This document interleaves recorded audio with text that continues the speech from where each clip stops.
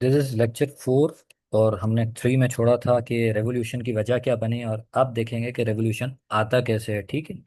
So what happened कि जब इन्होंने इनटॉलरेबल एक्ट निकाले तो ऑब्वियस जो गवर्नमेंट का एक्ट था वो इस स्टेट के ऊपर था। तो व्हाट द स्टेट डेट कि उन्होंने सेट ऑफ रेजोल्यूशन करारदादें पास की हैं, क्योंकि इधर थोड़ा सा सेल्फ गवर्निंग स्टाइल था कि असेंबलीज वगैरह टाइप सिस्टम था।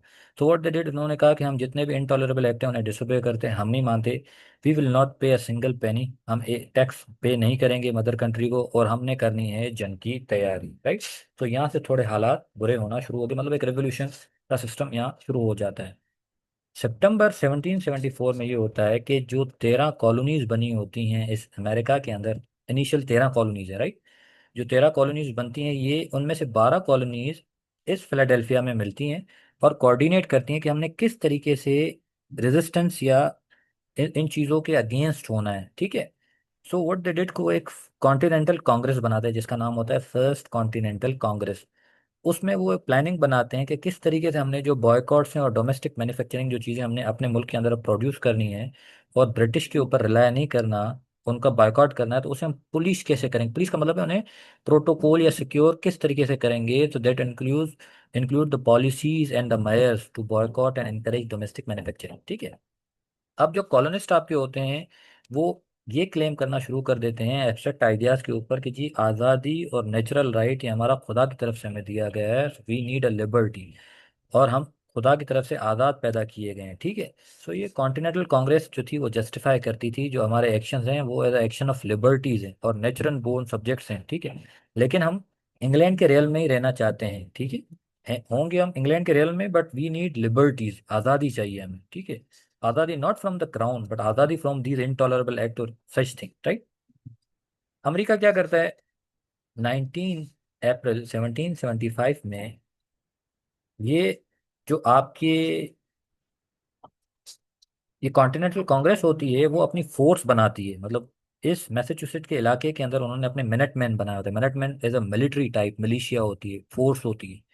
वो क्या करती है, जो ब्रिटिश के सोल्जर्स हैं उनसे अटक जाती है और लड़ पड़ती है। सो कॉन्कॉर्ड एंड लेक्सिंगटन का जो इलाका है यहाँ पे इनकी जंग शुरू होती है। अब ब्रिटिश की स्ट्रेटेजी ये होती है किसी तरीके से जो भी सिटीज हैं वो वापस कैप्चर करें, कॉलोनिस्ट से सरेंडर करवाएं और एरिया के ऊपर अपना कंट्रोल वापस लें। बट इशू ये होता है कि जो कॉलोनिस्ट हैं वो इतने साल से यहाँ पे रह रहे हैं, so they had the knowledge of the terrain, इस एरिया का उनका टेरेन है और उनकी होम फील्ड है, अपना घर का इलाका है। So easier supply lines for them, उन्हें एरियाज का ज़्यादा पता है, सप्लाईज का ज़्यादा पता है। और कॉलोनिस्ट की कमांड कौन कर रहा था, जॉर्ज वॉशिंगटन। ठीक है। So he was great man, intelligent man. So और उनकी पीछे से मदद कौन कर रहे थे, who would be helping, partly French were helping. ठीक है। कॉलोनिस्ट की मदद, क्योंकि फ्रेंच को तो गुस्सा था। ठीक है। अब जुलाई 1775 में ये होता है कि जो कॉन्टिनेंटल कांग्रेस है वो एक पिटीशन भेजती है। पिटीशन किसे भेजती है, यूके मदर कंट्री को, जो कि रूल कर रहा होता है किंग जॉर्ज 3। ठीक है। ऑलिव ब्रांच पिटीशन होती है, वो कहता है कि देखें जी, हम जो अमेरिकन हैं आपके साथ लॉयल हैं और मदर कंट्री के साथ रिकनसाइलेशन चाहते हैं, ताल्लुकात बेहतर करना चाहते हैं। राइट। लेकिन होता ये कि बिल्कुल नेक्स्ट ईयर थॉमस पेन जो हैं वो एक पंफलेट निकालते हैं जिसका नाम होता है कॉमन सेंस 17। उस कॉमन सेंस के पंफलेट के ऊपर एक बड़े अल्फाजों में लिखा होता है कि the cause of America is an great mayor, the cause of all Mankind, कि अमेरिका की जो कॉज है that is cause of the all humanity या मैनकाइंड। अभी 6 माह नहीं होते इस पब्लिकेशन ऑफ कॉमन सेंस के, जो सेकंड कॉन्टिनेंटल कांग्रेस बैठती है वो कहती है जी हम अपनी आज़ादी डिक्लेयर करते हैं, आज हम मदर कंट्री से आज़ाद हैं, we are a separate nation. Right. One thing जो कि सही जाए, तो अमेरिका का जो फ्लैग है उसके अंदर वी सी 13 स्ट्राइप्स, जो पिंक एंड वाइट स्ट्राइप्स होती हैं। So these are the stripes of those 30 colonies, keep in mind. और यहाँ पे स्टार्स हैं, दो स्टार्स आर रिप्रेजेंटिंग, ये 13 कॉलोनीज वो हैं जो इनिशियल कॉलोनीज थी। राइट। अब ये जो 50 स्टार्स हैं ना इधर, वो 50 स्टार्स रिप्रेजेंट करते हैं जो आज के अमेरिका की स्टेट्स, रियासत हैं, उन 50 स्टेट्स को रिप्रेजेंट करती हैं। So this is the significance of American flag. Right. अब जी आ जाता है अमेरिका की आज़ादी। ठीक है। अमेरिका की आज़ादी किस तारीख को होती है, 4 जुलाई 1776। राइट। उनकी declaration of independence, life, liberty and pursuit of happiness, ये इनका आज़ादी का नारा होता है। ठीक है। अब जब आज़ादी का नारा करते हैं वो क्या करते हैं, जो वोटिंग की बार होती है उसे कम कर देते हैं कि अगर हम उम्र की हद कम कर देंगे तो ज़्यादा से ज़्यादा लोग वोट दे सकेंगे। राइट।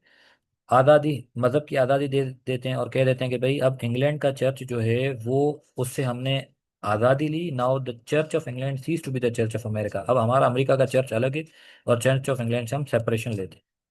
फिर जी, जेफरसन जैसे लोग थे डीस्ट, इनका ये ख्याल, जेफरसन का ये आइडिया था कि खुदा ने दुनिया तो बनाई है, बनाने के बाद वो अब दूसरी क्रिएशन की तरफ या मखलूक की तरफ चला गया है। So now it is up to the people और द वर्ल्ड के वो किस तरीके से अपना सिस्टम चलाते हैं, राइट। इसने एक वॉल ऑफ सेपरेशन बना दी between the church and the state, right. पहले ये होता था कि जो चर्च है, चर्च जो कि पोप उसका बड़ा होता है, ठीक है, वो कहता था कि खुदा ने हमें अथॉरिटी दी है, God has given us the authority, के जो सब्जेक्ट हैं, who are the subject, people. खुदा ने हमें अथॉरिटी दी है कि हम सब्जेक्ट्स के ऊपर अथॉरिटी रखते हैं, ठीक है। अब ये जब जेफरसन का आइडिया था, उसने क्या किया, एक वॉल ऑफ सेपरेशन बना दी between the church and the state, कि अब रियासत और चर्च के बीच में अलग अलग कर दिया। दैट मीन्स कि पॉलिटिक्स और रिलीजन, अब ये दो अलग चीजें हैं, राइट। अब ऑब्वियस थोड़ा इकोनॉमी के अंदर भी चेंज आएगा। पहले की जो इकोनॉमी थी that was a bit change. अब इन्होंने इस चीज़ों को, सर्विट्यूड को ख़त्म कर दिया। अब ये हो गया कि जो नॉर्थ का जो रीजन था वो पेड लेबर के ऊपर बिलीव करता था कि जो जितना काम करेगा उसे पे किया जाएगा। साउथ का जो था स्लेवरी के ऊपर था, वो लोग गुलाम को, स्लेव्स को एज अ प्रॉपर्टी कंसीडर करते थे। 1793 में ये होता है कि जो एली वाइट ने ये एक मशीन बनाता है, कॉटन गिन मशीन, 1793 में। वो क्या करता है कि जो अमेरिका की जो कॉटन है, इंफीरियर कॉटन, उसे प्रॉफिट या मुनाफा बख्श बना देता है, जिससे वो पैसा कमाते हैं। स्लेवरी दोबारा से रिवाइव हो जाती है रीजन के अंदर, बिकॉज दिस इंडेंचर्ड सर्विट्यूड वो लो हो जाता है और स्लेवरी हाई हो जाती है, ठीक है। पहले ये होता था कि लोग यहाँ पे अपने आप को टेम्पररी स्लेव्स बना के आते थे, 5-10 साल स्लेवरी करने के बाद वो आज़ाद हो जाती थी। नाउ स्लेवरी बिकम एक इंस्टीट्यूट बन गया स्लेवरी। अब ये कि लोग गुलाम खरीदे जाएंगे और द प्रॉपर्टी कंसीडर किया जाएगा उन्हें, ठीक है। Now slaves are the property, right. Slave आज़ाद नहीं हो सकते।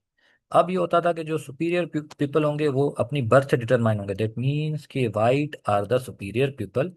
जो वाइट बच्चे पैदा होंगे वही सुपीरियर बाय बर्थ होंगे। जो यहाँ पे इमिग्रेंट्स आते हैं those are not superior, right. So this was किस तरीके से डिक्लेरेशन ऑफ इंडिपेंडेंस, रेवोल्यूशन से we came to the declaration of independence.